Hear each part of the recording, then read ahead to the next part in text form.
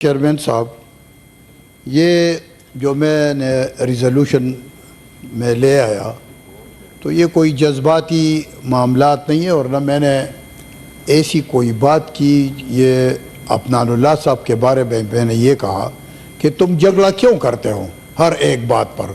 اس دن آپ نے T V پر بھی جھگڑا کیا، تو یہ تو ایک ہمارا موقف تھا، آپ نے اس کو اپوز کیا۔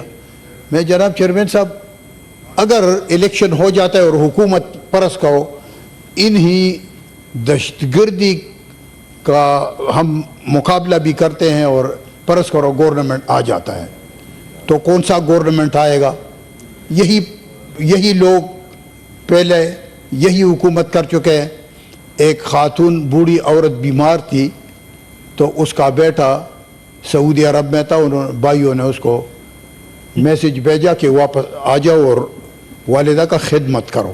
وہ آ گیا تو اس کے گاؤں میں ایک ڈاکٹر تھا، خواجہ فقیر الہی، تو 4 بھائیوں کو کہا کہ اس کو خواجہ فقیر الہی کے پاس لے جاؤ تاکہ اس کا علاج کیا۔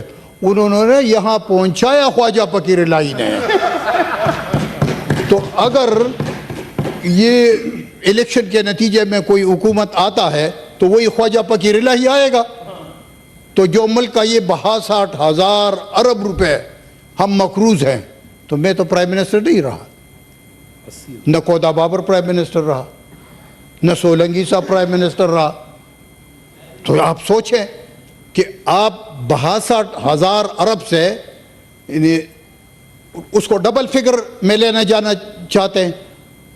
اگر لے جانا چاہتے ہیں تو 1-2-3 مہینے کے بعد لے جائے نا، کیا فرق پڑتا ہے؟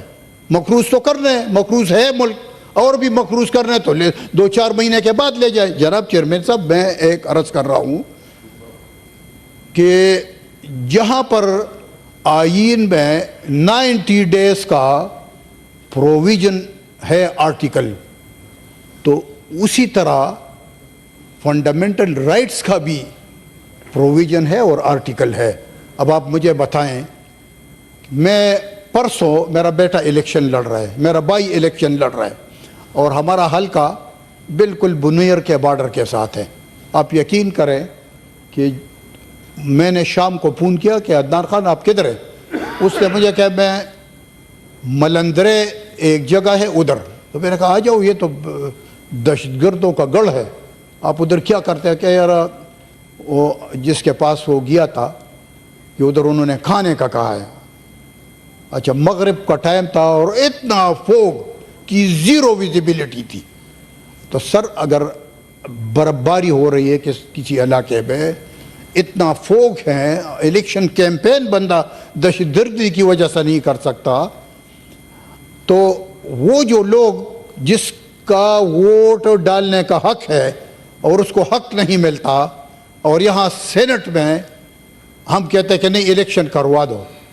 یہ ہمارے علاقے چیئرمین صاحب لاہور نہیں ہے، ہمارا علاقے جڑاوالا نہیں ہے، گجراوالا نہیں ہے، ہمارے علاقے پہاڑی علاقے ہیں۔ ہمارا حلقہ بنیر کے بارڈر کے ساتھ، اور بنیر آپ دیکھیں جو IDPs جب آئے تھے تو کہاں سے آئے تھے؟ اسی بنیر ایریا سے اور سوات سے۔